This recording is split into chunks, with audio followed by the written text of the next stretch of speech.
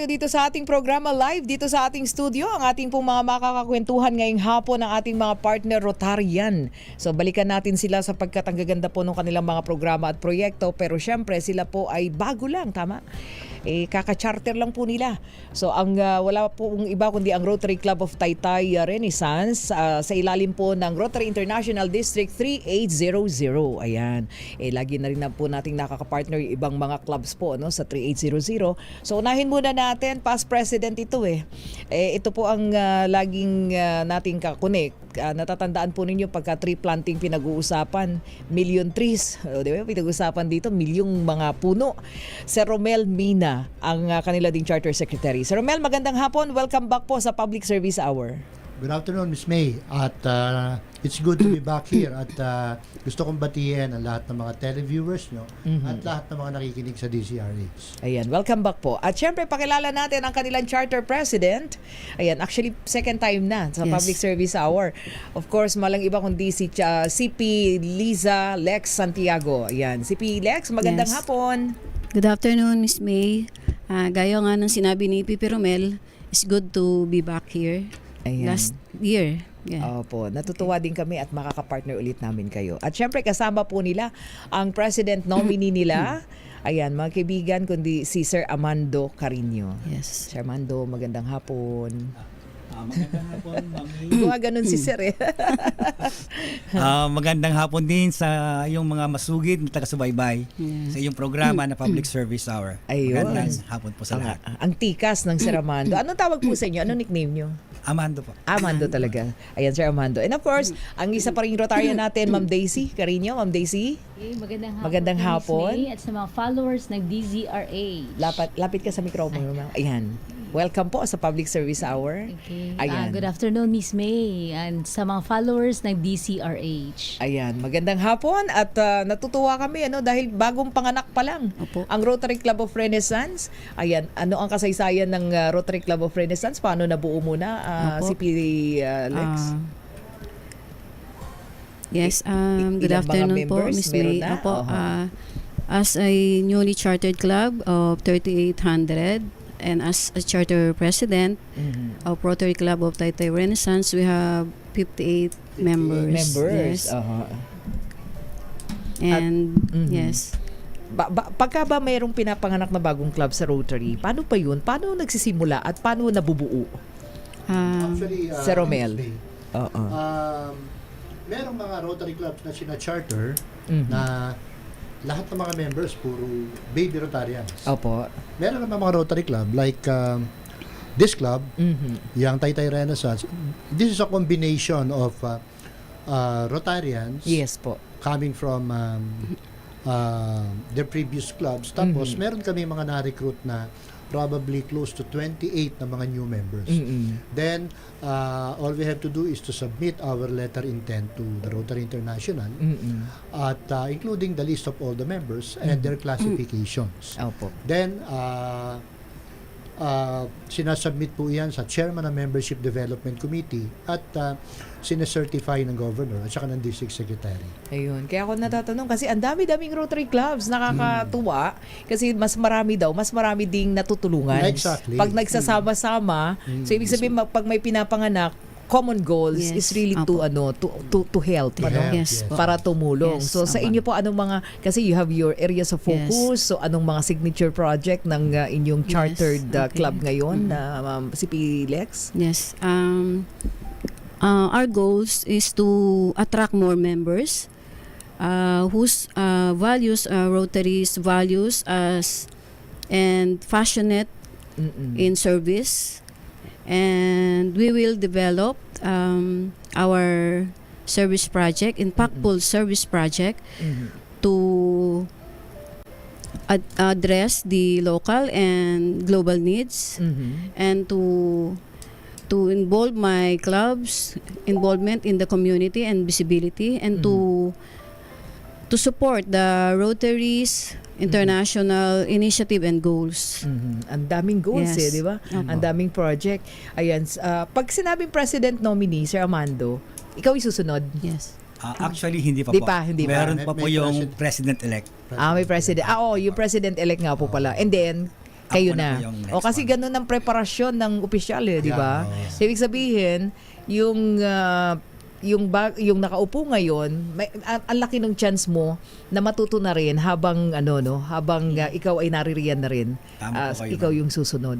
Okay. So, alam ko na pagka sa Rotary, kahit hindi ka na presidente, tuloy-tuloy yung mga programa at proyekto, di ba, sir? So, ibig sabihin nun, lahat kayo nai-involve, di ba, Yes. Sir Yes, Oo, Romel? tama Yes. yan, Miss May. At nabanggit mo nga yun, yung involvement. And at the same time, yung mga projects na touch ni Miss May, yung 7 areas of focus. Yes. So, merong isi-share sa atin si President nominee Amando dun sa nangyaring 20-in-1. Aha. At Yes. saka 23, Oo nga, yung nabanggit mo nga pala, yung 20-in-1. 20-in-1 at saka ibig sabihin Rotary Day of Service at saka multiple service projects in just one day. Ayun. Kayang-kaya nyo yun kasi sabi nga napakalaki ng Yes. yung club ninyo. Dami ng members agad-agad. 58. Di ba? Ang dami Quite po. yun. Opo. Malaking Remarkable yun. Yes. bilang ng mga Opo. members. Okay. Sir Amando, tell us about dun sa Yes, ma'am. 20-in-1. Actually, noong February 9 at saka February Yes. 23, we have conducted yung program namin, project namin, yung 20-in-1 noong February 9 9. at saka 23. yung 23-in-1 Yes. noong February 23. Aba, So, ang dami nun, parang pumefib Yes, month ma'am. talaga. Oo, No? Actually, Love month. nakafocus kami sa mga senior citizen. Hindi lang sa isang aspeto o isang age bracket ng mga ating mamamayan. Nakafocus din kami sa senior citizen, sa ating mga kababaihan, sa ating mga kabataan, estudyante, Aha. sa ating mga babies. Actually, Yes. mga babies kasama Mother. dyan, yung mga nursing mother. Yes. Actually, yung project namin, nagbigay din kami ng training para sa pangkabuhayan. Aha. Actually, sabi nila, sabi nila ay give man a fish and feed him a day. Yes. Pero teach man how to fish Mm-mm. and feed him for his whole life. Yes. So ang ginawa, yun ang napaka-importanteng aspeto sa amin na hindi lang kami nagbibigay ng ayuda para doon sa mga aming beneficiaries, Aha. nagbibigay din kami ng training Oo. para ma-empower namin yung mga mamamayan o kaya yung mga tao sa isang lugar na yun. At yun ang mahalaga. Yun ang Yes. mahalaga, ma'am. Amando, opo. So, ito nga, nakikita natin, no? Ito po ba yung inyong naging programa na 20-in-1? Tama Opo. po, Miss May. Opo. Oo. So, ito ay nag-start ng February, meaning meron pa ito sa mga susunod. Ito yung magiging parang signature project ninyo. Opo. Actually, Yes, yes. We intend to continue doing Yes. that. Yung in one day, we're going to roll out multiple service projects. Well, ang purpose kasi, Miss May, kung bakit nagsagawa kami ng ganyang klase ng proyekto is in preparation for our chartering presentation as well as club induction. Okay. Para naman kahit paano pagka ininda kami at kasama namin ang mga district officers at si Governor Bobby Zamora and spouse Raquel na gusto naming batiin dahil nanonood po sila ngayon. Apo. Good Oh. afternoon, Governor Bobby Zamora and spouse Raquel. Naging successful naman actually yung aming induction. At yun nga ang gustong ibahagi naman ni Rotarian Daisy. Ayun. Yung naganap na chartering at saka Ayo nga, pag sinabing chartering, Yeah. Ma'am Daisy, Yung chartering, ito po actually naganap po nung March 7, last Friday po sa Club Filipino. Naobserban ko na yung event po na yan ay naging well-attended po yan. Hindi lang po kaming mga members Hindi lang mga ang nandun members. po.